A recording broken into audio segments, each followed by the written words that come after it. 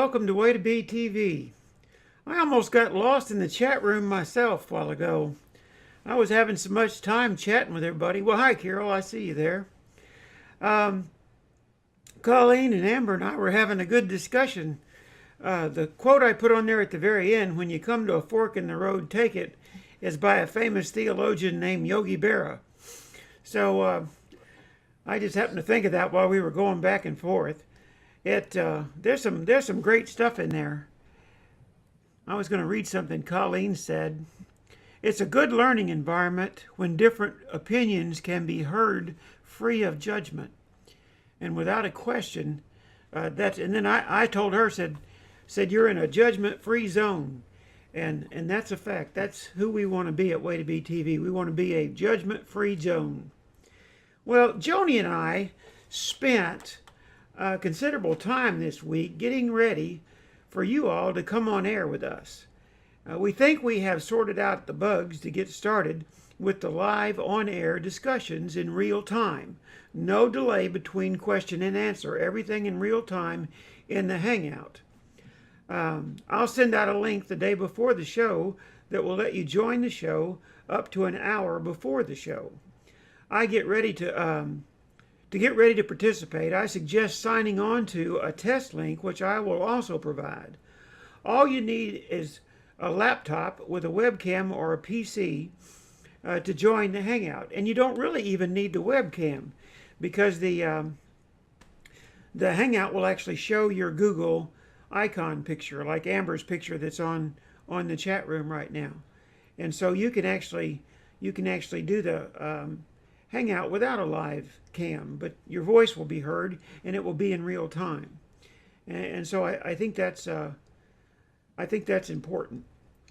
The first time you join the Hangout, Google will automatically download an application onto your computer. It detects your equipment and does the work for you. It's simple. This is a 5-minute process, truly. When Google asks you to allow access to various things, just click allow or allow and remember, so that you don't have to ever click allow again. Send me an email if you like. We will set a time during the week at your convenience. You can get on the phone with me and I will walk you through it. Once we set up, that's it. No more setup. From then on, you just click on the link I send you and then click join and you're in. All you got to do is send me your phone number and we'll set a time with each other and get in contact with each other. And then I'll just get on the phone with you and walk you through it. And when we get off the phone, we'll still be talking. That's the way Joni and I did it. And I'll be looking at your picture or your face, and you'll be looking at mine, and we'll be hearing each other's voice over Google Hangouts on the test link. And it's really simple to do. I've watched many of these Hangouts on air. They are fun. Curlers and a bathrobe are no problem. You can have your webcam show your live camera or show your best still image. In other words, some people have put their baby picture on there. Some people have their dog on there. Some people have their graduation photo on there. Whatever, it's your choice. You can even change back and forth between your still image and your video on the fly. You control that. And I'm excited, and I hope you'll join into it. Now, Joni and I know some people would like to be live in real time where their voice can be heard. Others find the chat room more satisfying. Please do whatever pleases you. Honestly, it doesn't affect us. We'd love to have Hangouts alive and going because it really would add to the richness of the show. But we also want each one of you all to be comfortable doing what you're doing. We're just glad you're here. And remember, if you want to try Hangouts one time and then not use it anymore, that's your business. Just email me with your phone number and I'll walk you through it on the phone and won't leave you until we see and hear each other on the Hangout without the phone. We'll do it with no one else around. And so you can see what you think about it, and then you can pitch it aside, use it again, do whatever you want to do. I'll be glad to set you up if that's as far as we get. It's just you getting set up where you can experience what it's like. So please do that. I think Amber and I think Colleen and I think Carol all have something wonderful to share. Jan and Mary have already been on Hangouts with me when we tested it one Sunday afternoon. They're going to be back on again this coming Sunday. Of course, Joni will be here this coming Sunday as well. And when you see her picture here, that's her on Hangouts, believe it or not. Joni, speak to her. I'm hanging out. Yeah, she's hanging out. I'm hanging out. Right. And as you can tell, her voice is now clear. There's no tinny telephone sound. There's no, in other words, she's on Hangouts and she has a direct feed into this broadcast now without any echo, without any reverb, and she's able to speak plainly. And I'd love to know what y'all think of her sound tonight, because I believe this is about the best we've gotten it. And I hope it works well for everyone. So let me introduce the video tonight. I think tonight's topic will be interesting since it's kind of a controversial topic. Tonight we continue The Way to Be, Recovering from Too Much Religion. In the current playlist, we are looking at The Way to Be, written by an ancient writer a half century after it was taught by an ancient speaker named Jesus. We have moved through the opening assertions, the benefits of adopting this way, and the tempering of religious resistance to this way of being. Last week, we looked at the first of the illustrations of the shift from doing religion to being in the way, or as the ancient speaker may have referred to it, the fulfillment, how he fulfilled the law and got the purpose of the law instead of the legalism. The so-named Sermon on the Mount was written by an ancient writer in the second half of the first century, and we always need to remember that. This writer did not know Jesus. He was not one of Jesus' running buddies. He had to write from the scuttlebutt that was going around and the legend that was building related to who Jesus was and what he might have taught. I happen to believe that what he taught in his sayings would be the thing most remembered, and therefore I look for the contiguous line of thought in the ancient writer's words. In the video this evening, we are in the second of the 6 illustrations of how the way plays itself out in life. There are 3 illustrations of law and 3 illustrations of religious ritual in the proposed ancient speech. Each of these illustrations illustrates the shift from just doing religion to being in the way. This week, we will address a second well-known Jewish law, adultery. Ask yourself if the course of life is determined more by what you do or by your way of being. Does anger lead to violence, as we talked about last week? Does lust lead to betrayal of intimate relationships, as we will look at in this video tonight? And so I'm going to launch this video, and you guys be thinking about what we're talking about, and we'll get into it tonight. If you think you can talk about adultery and cheating on your intimate partner, maybe we can make a good time out of this. I hope so. Here's the video.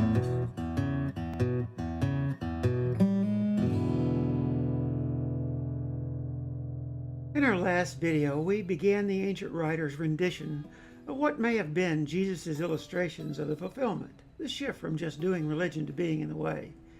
One must remember that Jesus was not starting a religion, but teaching his followers, known by others as people of the way. In this video, we have the ancient writer continuing with the second illustration. Theists have used this illustration to cast judgment upon millions. Atheists have likewise used a literal interpretation of this illustration to depict Jesus as developing thought crimes, and to depict the Christian God as a chauvinist. But this illustration is only an illustration of the shift, the fulfillment. The ancient writer reports the scuttlebutt concerning the ancient speaker's words. The difficult subject here is intimate relationships. You have heard that it was said, "You shall not commit adultery." But I say to you that everyone who looks on a woman to lust for her has committed adultery with her already in one's heart. And if your right eye makes you stumble, tear it out and throw it from you. For it is better for you that one of the parts of your body perish than for your whole body to be thrown into hell. And if your right hand makes you stumble, cut it off and throw it from you. For it is better for you that one of the parts of your body perish than for your whole body to go into hell. And it was said, "Whoever sends his wife away, let him give her a certificate of divorce. But I say to you that everyone who divorces his wife, except for the cause of unchastity, makes her commit adultery, and whoever marries a divorced woman commits adultery." Again, you have heard that the ancients were told, "You shall not make false vows, but fulfill your vows to the Lord." But I say you make no oath at all, either by heaven, for it is the throne of Theos, or by the earth, for it is the footstool of Theos's feet, or by Jerusalem, for it is the city of the great king. Nor shall you make an oath by your head, for you cannot make your hair white or black. But let your statement be yes, yes, or no, no, and anything beyond these is of evil. In the ancient speaker's day, men lusted. They still do. So do women today, but in the first century, a woman had a very different role. They had little remedy if cast aside. When a woman no longer satisfied male lust, men were able to invoke Moses' certificate of putting away. Men satisfied the letter of the law. This relieved their guilt. Though Moses may have been protecting women by allowing them to seek another man, women had no such right to cast a man aside. Women were to men disposable pleasure and servitude. In this second illustration, the ancient writer has Jesus using another of the 10 Commandments. In speaking of betraying intimacy and action, one must control lust, an attitude. After all, lust generates from looking. The writer then has Jesus exaggerate for emphasis. It would be better to pluck out your eye than look around. Looking escalates to touching. It would be better to cut off your hand. Touching then escalates to putting away. This escalation from a flawed attitude to an undesirable action ends with one's vows broken. The ancient writer has Jesus saying, "Let your statement be yes, yes, or no, no." It shouldn't take lofty vows to keep your word. I hear this principle for every intimate relationship, not just for those legally married. There were no marriage licenses in Jesus' day, gay or straight. It is overlapping intimacy that produces misery. Most people lust, but while intimately linked to any other person, manage that lust. Simply be loyal. Your promise to your partner will last longer. The escalation from attitude to undesirable action is simple to hear. The ancient writer's readers know it so. When we lust, first we look. Better if I lost an eye. If we look long enough, then we touch. Better if I lost a hand. Then we often betray our partner. As a result, I lose the very one to whom I promise my loyalty. I break my vows.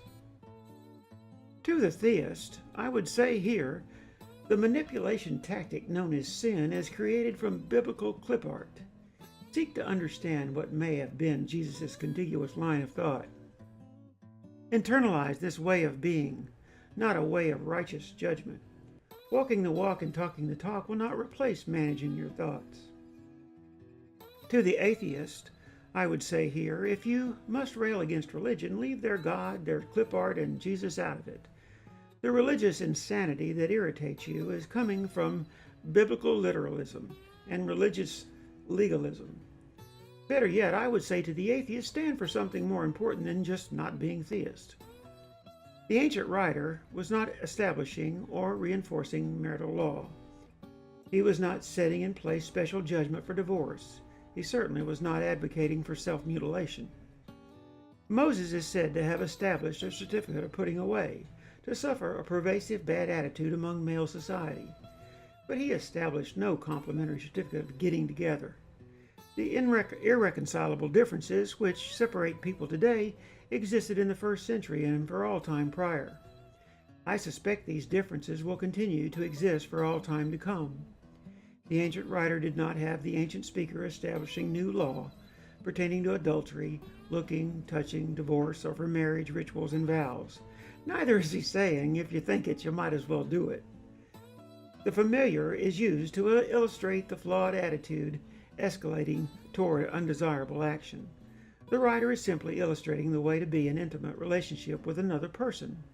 The attitude to manage is lust. The way to be is pure in heart, seeing goodness in the other person, especially one's intimate partner. A healthy way of being toward intimacy is another part of the fulfillment the ancient writer attributed to Jesus. In the next video, we hear the ancient writer depicting the ancient speaker as giving one more legalistic illustration of the shift, the fulfillment. Like all the rest, the next illustration about revenge is not supernatural. It's just naturally super. And just as a side note, I've met some atheists and some theists who already have this way about them. But it's not because they're atheists or because they're theists they've adopted this way. There really is a better way to be than atheist or theist.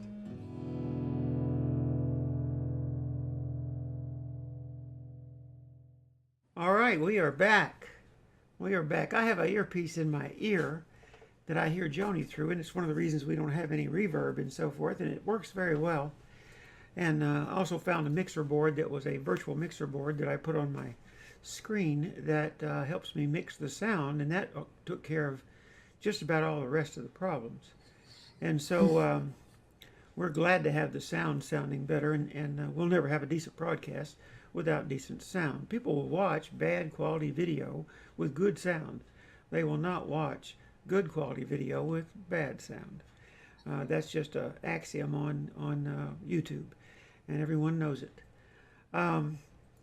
When I was talking about in the video, one of the things that I think is important, I know Carol put it in the chat room, she said, unfortunately, Colleen. Colleen, unfortunately, been there, had that happen. I think if one person in a relationship loses that emotional connection with the other, cheating doesn't seem like a bad thing. Amber said, I hate to see people torn about, but I definitely don't like seeing people making each other unnecessarily miserable.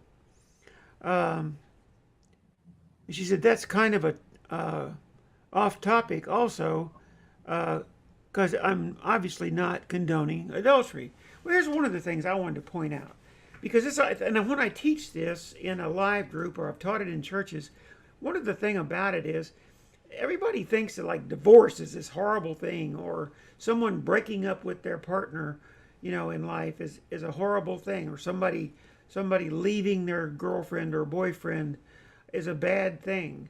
And when I say girlfriend or boyfriend, I mean straight or gay, but it doesn't really matter. In other words, everybody thinks that's a bad thing. The truth is the irreconcilable differences that have broken up established couples were so long before Jesus' day, and were true in Jesus' day, and have been true ever since Jesus' day, and will continue to be true for all time to come, I believe. That's not the issue, and the church has made a big sin out of these things, and even tried to say that if some couple's not married and they live together, that's the reason for their troubles. Well, then what's the reason for the over 50% of married couples who get divorced? It's irreconcilable differences are just there. I am not saying that people fall out of love, or as Colleen pointed out very well, and that is, I think if one person in a relationship loses the emotional connection with the other, cheating doesn't seem like a bad thing. I think she's right on the money there. What Jesus was saying was, while in a intimate relationship, just let your yes, yes be yes and your no be no. In other words, deal with that relationship. If you need to break up with somebody, don't go find somebody else first. Go ahead and break up. Sit down with them. Tell them that you hate it, but you just don't have the same feelings you had. And break up. It's not a sin. It's not a crime. It's nothing else. It's life. It's human beings. Now, then go find somebody else if you want to. And find somebody, take your time. But it is the overlapping, and this is what I teach everywhere I teach this, it is the overlapping intimate relationships that produce the misery. And I think we can see why. Because it really stinks. It makes a person feel awful. And then they want awful for the other person. It creates emotions in us we don't want to be there. It certainly isn't part of the way. And so my advice is, Joni and I have been together almost a half century. Well, actually, we've been together longer than a half century. We've been married almost a half century. We started dating when we were 14 and 15 years old. The summer after our 8th grade, then was grade school, then was junior high, and I think they call it middle school now, don't they, or something. Yeah, I But think so. yeah, I think so too. But the thing about it is we need to realize that all these kind of emotional things in relationships are normal. They're normal. And for people to have these kind of problems is normal. And this was not a, um, a rendition on new law or new ritual for marriage or divorce, or Jesus trying to teach us that something was a sin. It was rather just Jesus doing the same thing he did in the illustration we used last week. First, you get angry, then you start to call names, and then the insults escalate, and then somebody gets hurt. It's, I say, you've heard it said, don't murder, but I say, don't get angry. And so all Jesus was saying was, this anger will escalate into, this bad attitude will escalate into a flawed action. This flawed attitude will escalate into a bad action, in other words. So that's the premise. That's the fulfillment. Now what have we got? Well, first you look, then you lust. And if you lust long enough, then it's better that you chop out your eye and throw it away if you look. But then, if you look long enough, what do? Well, then you touch. Better if you cut off your hand and throw it away. And if you touch, what happens? You set your spouse aside, your partner aside, your wife aside, your intimate other aside, and you break basically the vows, if you will. Your yes was no longer yes. You said you were going to be loyal to that person, and they said they were going to be loyal to you, and that's now broken. And so when you get right down to it, it's just an illustration of the shift. It has nothing to do with divorce or marriage or intimacy or any of that stuff. It was just an illustration used to say, if you start another relationship before you finish the first one, you're going to cause yourself misery. That's all he's saying. And I don't think Jesus was dooming anybody to anything. One of the things that I do quite often is I listen to atheist shows and so forth. And let's start with the theist. The theist, as you all well know, it used to be in the church a divorced person couldn't even sing in the choir. A divorced person couldn't get up and read scripture in the church. A divorced person couldn't teach a class. A divorced person was this horribly damaged, sinful person. They got divorced. And they had time to heal so that they could be useful again. Right. And if a man married a divorced woman, he was committing adultery, right? That's in other words, the literal interpretation of the Bible has caused more pain and suffering than cheating on your spouse. Okay? The literal interpretation of the Bible heads you in the wrong direction. And so you develop all this legalism out of it. When we talk about those things, we're not into the contiguous line of thought of Jesus. We're into legalism. We're into religious law. We're into the Christian religion simply continuing what the Jewish religion was doing with their 613 laws. And so we really can't go there. It's not a fair place to go. Now, if you move to the atheist, for instance, I'll give you a little bit of insight related to what the atheist says. For instance, concerning adultery, concerning the first part of it, you've heard it said by them of old, thou shalt not commit adultery, but I say to you that whoever looks upon a woman to lust after her committed adultery with her already in his heart. This prominent atheist, who I like and I listen to all the time, I think he is a very talented individual, but he does the same thing, and most atheists do the exact same thing as the theist. The theist will take the Bible literally to make their set of points about sin, and the atheist will take the same verses and literally read them literally and make their points about how Jesus was some kind of doof. All right? It says more thought crime nonsense. Just isn't adultery. Lust isn't adultery. Lust is the trigger for the vast majority of sexual relationships, healthy, holy, or otherwise. Well, I think that's probably true in a sense. I hope it's love that enters into the picture, but no, there's no point in denying it. Sexual attraction is important for most people. You might take actions because of lust, and those actions might be crimes. But the lust itself isn't a crime. It's doubtful that many Christian couples have met, fell in love, and married without lust being a contributing factor. It may happen, but it's rare than those who do lust after each other and build a healthy relationship. Additionally, this verse is sexist, which would have been normal for the time, but there's no reason for a God to be chauvinist. Anyone who looks upon a woman lustfully implies that it's not a sin to lust after her. And then goes on about the right eye and the left eye and so forth. Taking literally, this is stupid. Taking figuratively is still bad advice. Essentially, he's saying that it is wise to deny your nature instead of working to understand it, change it, or channel it. And he goes on and on and on, and he goes through divorce like that, and he goes through everything like that. The point is, what he does is he the entire diatribe, and I'll tell you where this is, and the man is part of a TV show called Atheist Experience, and he does a good job.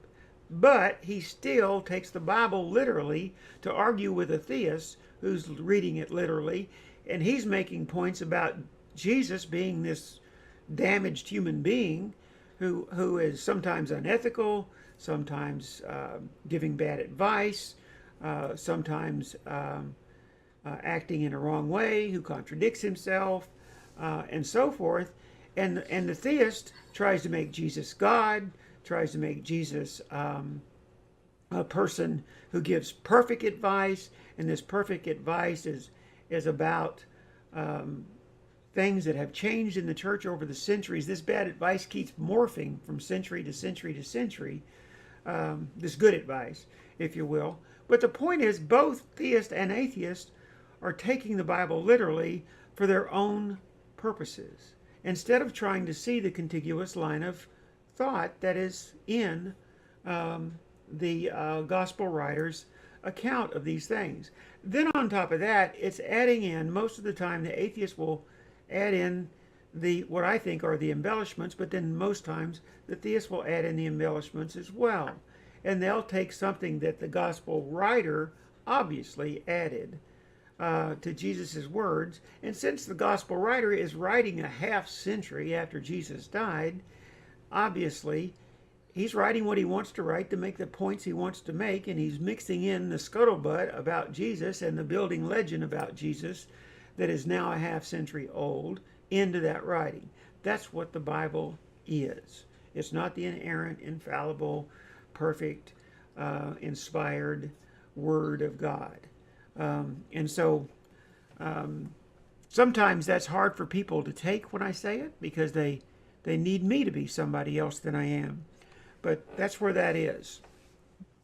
Joni, read some of the chats to me, will you? Colleen was talking about having been through divorce, and that sometimes it's better not to deal with it and go on. My ex is happier now, and I am okay, more at peace with divorce now.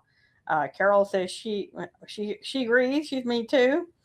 Colleen says I actually am very good friends with my ex new wife. We are an oddly jointed family, but a family nonetheless. And Amber says she is the bigger person in the group, and Colleen says me. And Amber says, ha, ha, ha, yeah. And then Colleen goes on to say, my grandmother was excommunicated in the 1920s. until the 1960s for marrying a Lutheran after divorcing her first husband. Well, And then Colleen says, "Thank you, sweetie." that's just about the worst thing I ever heard was marrying a Lutheran. That's pretty rough. Yeah. Um, no, But but those you, rules. yeah, I those mean, rules. The Baptists and the Methodists and all those people have rules, but I think that the most stringent ones are the Catholics, Yeah, or at least they were. before the show, we were all involved in a chat, me and Colleen and Amber before Carol came on. But we were all involved in a chat about the five world religions and how, especially Buddhism, and how they all seem to talk about in one fashion or another how to obtain peace within, which is an important subject because we all want to be content in life. We all want peace within. And we can see, it's really easy to see that what could have been a very wonderful thing, the legend and the teachings of Jesus, were turned into just more religion, more judgment, more legalism, more judging each other. Jesus said, "Judge not, lest you be judged by the same measure with which you judge." And now, when people who are outside of religion, I say of myself, I'm a retired person free from religion now. But people get criticized outside of religion, but people outside of religion criticize religion sometimes based upon the same sort of attitude of judgment that those within do. And so I would advise everybody who's free from religion, and as you all were talking about in the chat very well, that what you want is to find peace and contentment in life, and you'll listen to anything you said in the chat room that will move you forward in life, that will cause you to have a better life and to be more at peace within. Go with that.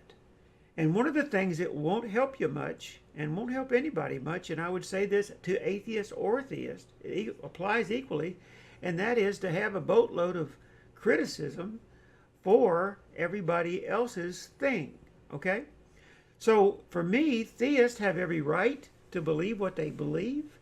They have every right to even believe in the supernatural. There's a real sense in which prayer works, for instance.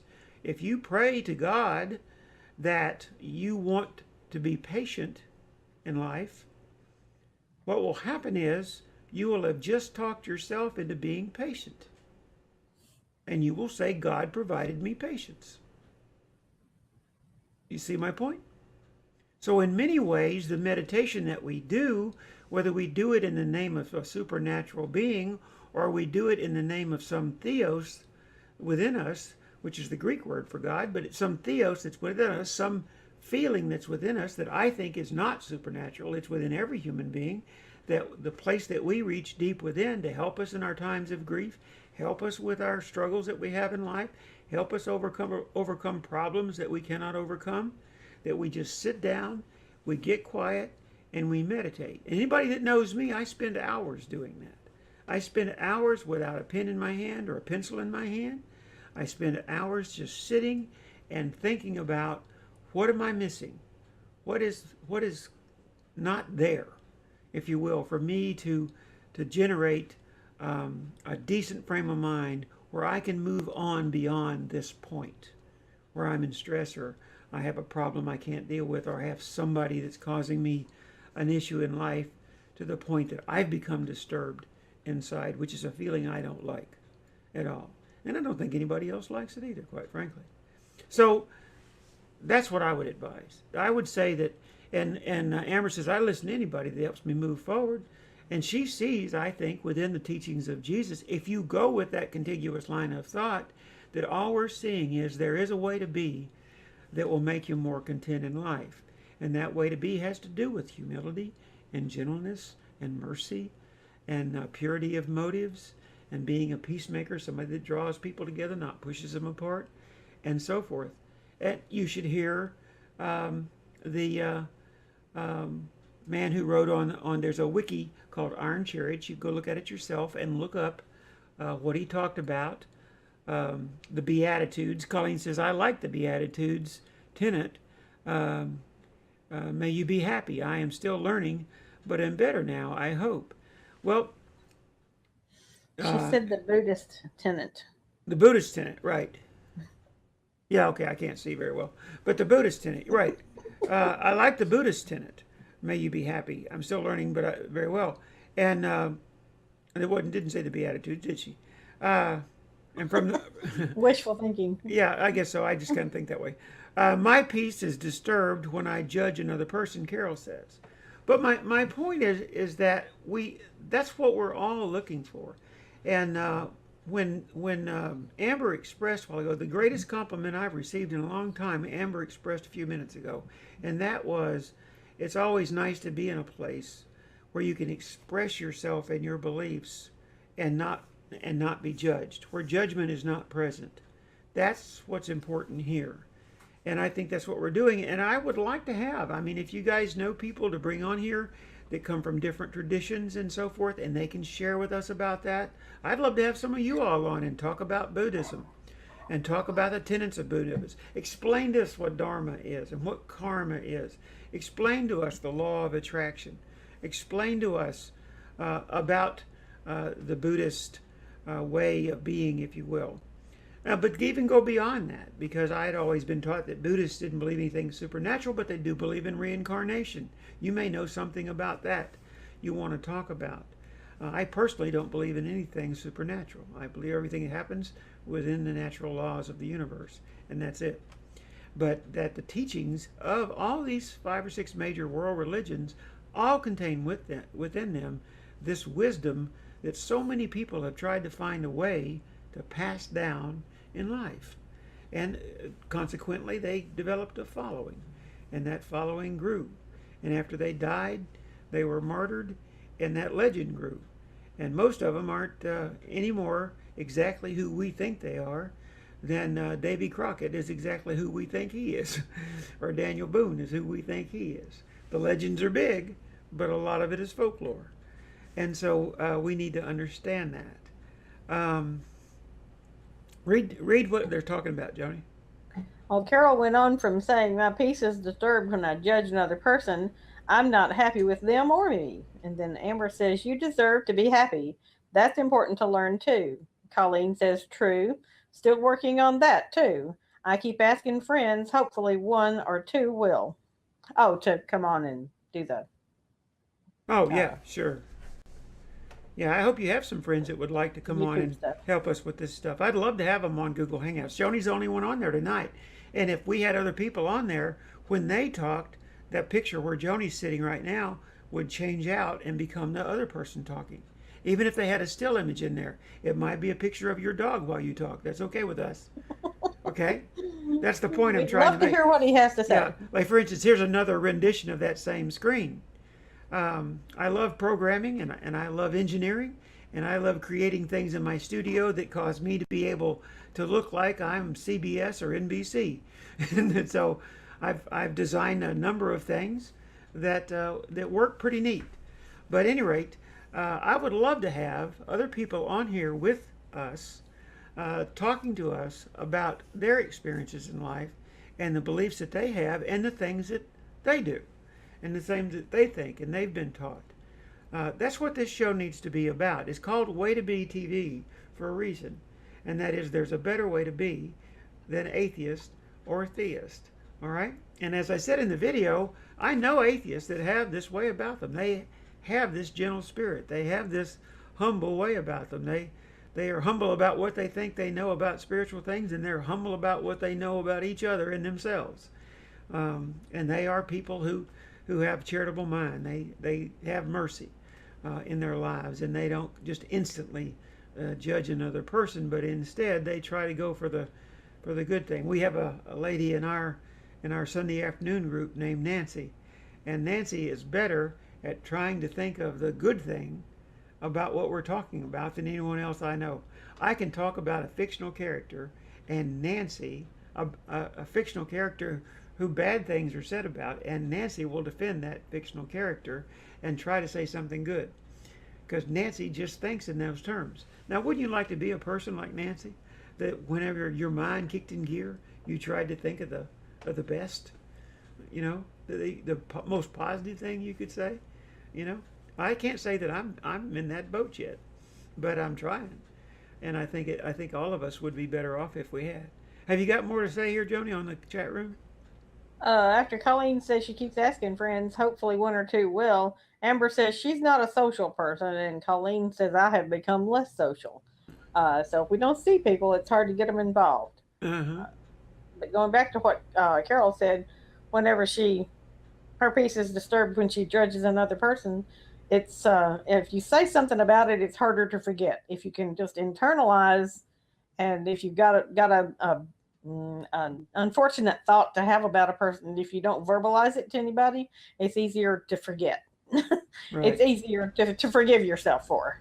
Right. That's a good point too, because you can talk yourself right into staying bitter. You can talk yourself right into being belligerent. Well, once we say something we wish we hadn't said, we get Right. embarrassed. If you rehearse Uh, if you rehearse the negative of it, then it lasts longer, doesn't it?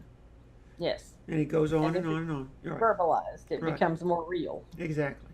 Exactly. And those of us that are in the minority, that are in marginalized community, I know I am. Of course, that put Joni there too, even though she's just about as normal a person as I ever met in my life. But it stuck her in that same boat. And the gay people that are part of our group, they're all in that boat. African Americans are still somewhat in that boat. Women are still struggling, but you can decide whether you want to grow. As a doctor told me one time, she said, Elise, you get to decide whether you want to grow better or bitter, and that's true. Um, you just get to decide how you want to live life. And some days I go out of here, as I think I've said this before, I go out of here to eat breakfast or do something, and I say to myself, I'm going to make at least 4 people smile and at least 2 of them laugh out loud. And I usually can get it done. So if you go out in life, and you say to yourself, I'm going to make somebody's day more pleasant, just because I'm there, you'll have better days. You'll have better days. I ain't talking about them. You'll have better days. So, yeah. Is there some more up there? I saw the chat room move, Joni. Carol says that's a little strange. I could use my cat. I'm thinking maybe she's offering up her cat as The picture. a YouTube person. No. She said she could go on air and we could have a picture of her cat up there. Okay, well I could go with that. All it is, y'all. Instead of her dog, yeah, okay. If y'all decide to do that, all it amounts to is on Google. Oh, You can upload your icon on Google on your Google profile page. You just go over there and you click on your picture or the little.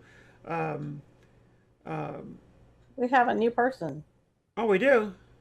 I don't know who Peter is, but it says I love and appreciate the two of you very much. Thank you. Oh, hey Peter. I don't know exactly who you are. I may supposed to know you from somewhere, and I hope that I do. But we've been talking about. Tell us how you heard about us. Yeah, tell us how you heard about us and so forth. We would love to have you on Google Hangouts as well, if you'd like to come on and be part of the discussion on Google Hangouts. Colleen says I love being here on Thursdays. Oh yeah, and I look forward to it very much so. I worked hard at setting all this stuff up. Someday I may show you a little tour of the studio. Wow. Joni can tell you beyond this chair and those flowers and this lamp, you would not believe the. She lives there all the time. You would not believe the mass of wires and cameras and lights and all this stuff that's in here. Green screen that I use to make featured videos and all this kind of stuff. You wouldn't believe all the junk that's in here, and all the time. I've spent a year and a half now gluing all this stuff together I mean literally with spit and glue. I'm talking to you, and when I have something I need to say to you that I want to remember the words exactly, I'm not doing that now. I look into that teleprompter right there, and that teleprompter is made out of pieces and parts from a hobby store and an old clearance sale television with a picture frame for the words to reflect off of. The television is laying down flat, looking straight up, and it reflects off of a picture frame, and I see the words floating over the top of the camera lens. And then the whole thing is made up out of a black foam board that I got from a hobby store, and it's held together with black duct tape. with a black garbage bag draped over the top of it to keep all the light out of the cracks. Now that's my studio, and I don't mind that at all. Anything I can glue together as cheaply as possible and still be able to do this, I feel very fortunate because we don't have a lot of money, but we certainly have a lot of time, and I have a heck of a work ethic, and anybody will tell you I can outwork anybody. So that's what I do. I just get it done. Helen says she agreed with Elise, which is why my ex's wife is a member of my family. A better way to be. Right. And Carol says that's to both of the above thoughts. And then uh, his name is William, not Peter. Okay. And Amber says, hello, William. Well, you got Peter Tosh on your. I guess that's the handle you picked. That may be a joke of some kind. I don't know. Maybe you can explain it to us someday. But welcome, William. Welcome. Yes. We are glad you are there. We always like seeing new people in the bunch. We have a few people out today, and next Thursday they'll be back, and so you'll see them too. William said, "Just stumbled upon you by divine intervention. Who knows? Regardless, thanks." I try and make every week to the live show. I will try. I will chat more. Promise. Okay, okay. Once in a while, I see a couple of extra people on there watching, and so one of those may be you. Have you watched several shows? You can let us know in the chat room. I don't know how many shows you've seen, but yeah, we are very glad to have you there. And I've had a lot of fun tonight. I mean, a lot of fun. Um, who wrote a lot of Bob Marley songs? It's one of my favorites. Who did? Well, he says he wrote a lot of Bob Marley songs. Peter Tosh is who she's talking. Is that who you're saying? Peter Tosh wrote a lot of Bob Marley songs. I don't know.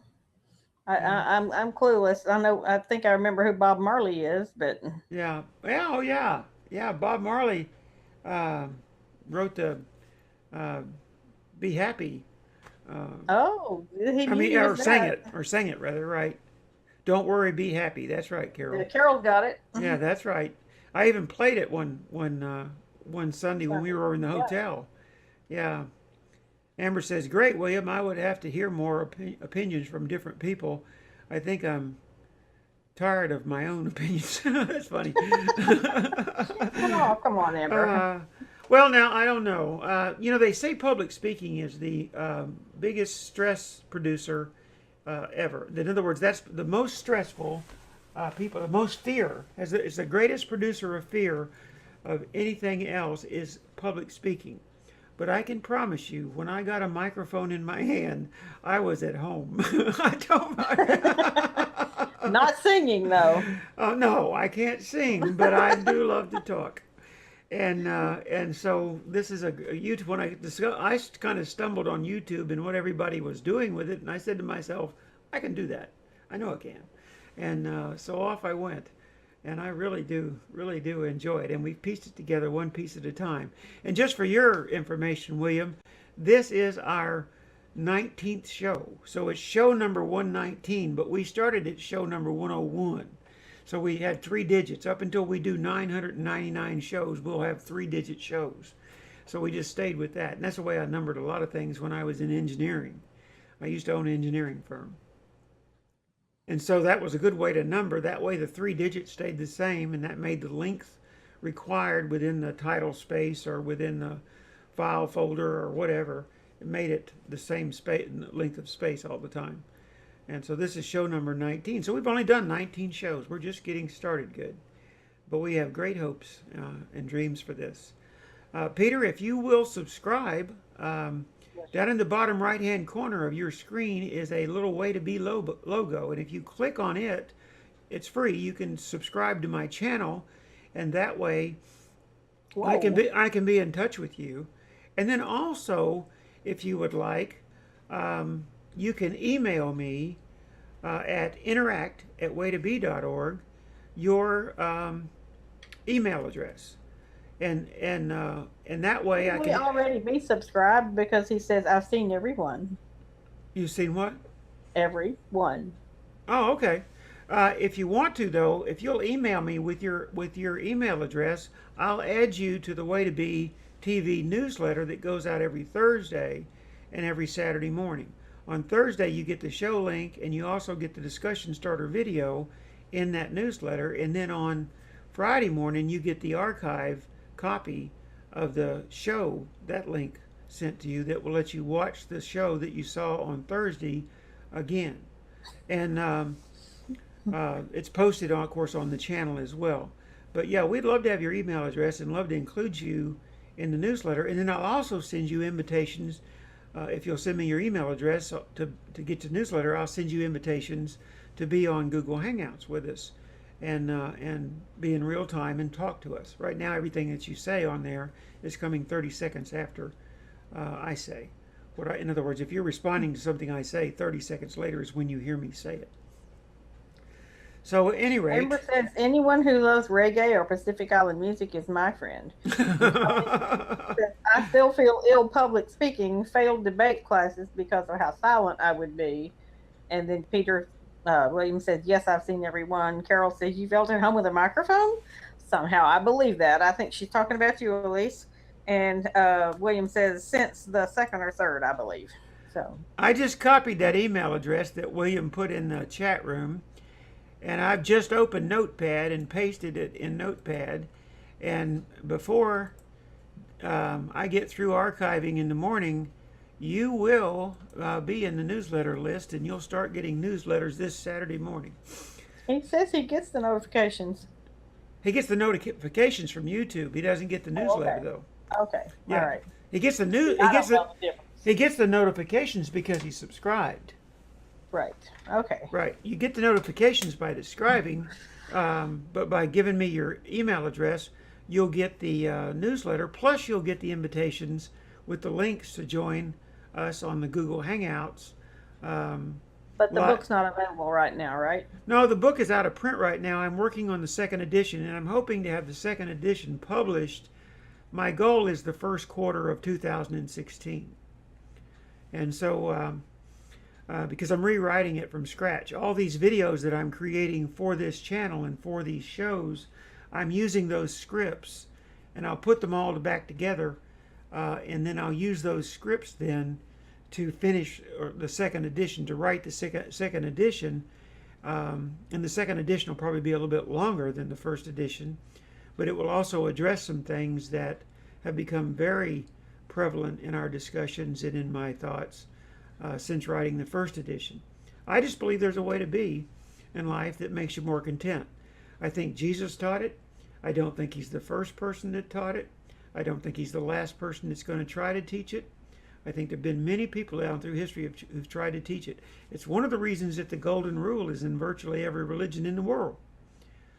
Because this way of being that makes people more content in life is simply a way to live in community with other people.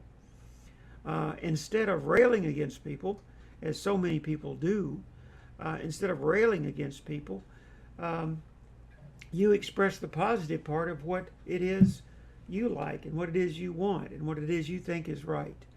And you're not so, your language is not belligerent. It's not full of noise about what's wrong with everybody else. And so off you go. And I thought that the slogan, the way to be, there's a better way to be than atheist or theist, in this day and age was just about perfect for the show, because atheists claim that you cannot be anything but one or the other. That is, you're either a theist or an atheist. They asked somebody on the show this week, they said, do you believe in God? And they said, well, I kind of want to, but I have doubts. And they just immediately said, well, then you're probably an atheist. And the theists are the same way. Do you believe in God? Well, I'm full of doubts, and I don't know that I believe in the miracles of Jesus, and so, well, then you're an atheist. In other words, the two groups, like the most vocal of the two groups, I think the majority of society, no matter what they are, atheist, theist, Buddhist, Islam, whatever, I think the majority of society want to live in peace. That's what I think. I don't think the majority of society is the fundamentalist Christian and the hard atheist. I think the majority of the society is much more toned down than that, and the arguments don't boil down to being either one or the other. That's what I think. I think we spend too much time labeling other people. Huh? I think we spend too much time labeling other people. Right. I mean, you can just tend our own knitting. Right. My mother used to say. Of course, she had Yeah. 4 daughters and a son, so she told us to tend to our own selves. So I tell you, one of the things I'm most happy about tonight is Joni's sound. Joni's sound is the clearest that we've ever accomplished right this minute. And we Carol finally, liked it, but Carol's got a headset now. yeah, I'm glad Carol's got a headset too. But that she's got a direct feed into the broadcast from Tennessee, and her video is good, and her audio is good, and that helps us a lot with the broadcast.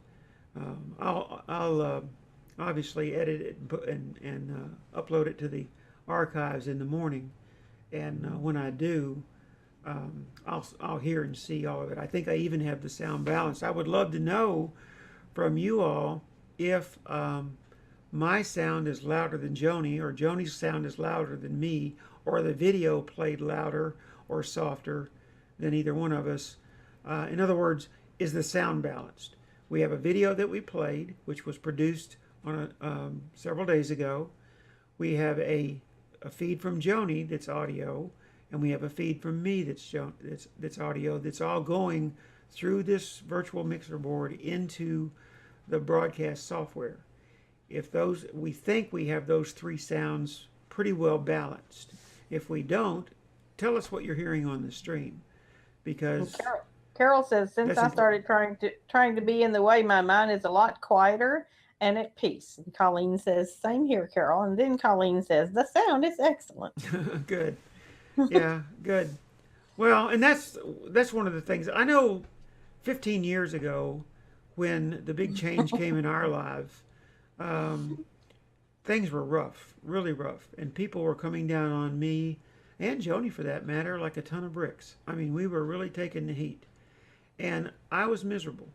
And my attitude was sour. And I got to where I didn't like anybody or anything. And I would rather just go hide out. And it took a lot to get over that. And a lot of the key issue in getting over that, in seminary, I had caught on to this fact that the Bible was not this inspired, inerrant Word of God thing, but instead something even more valuable was there, and that was the contiguous line of thought of Jesus.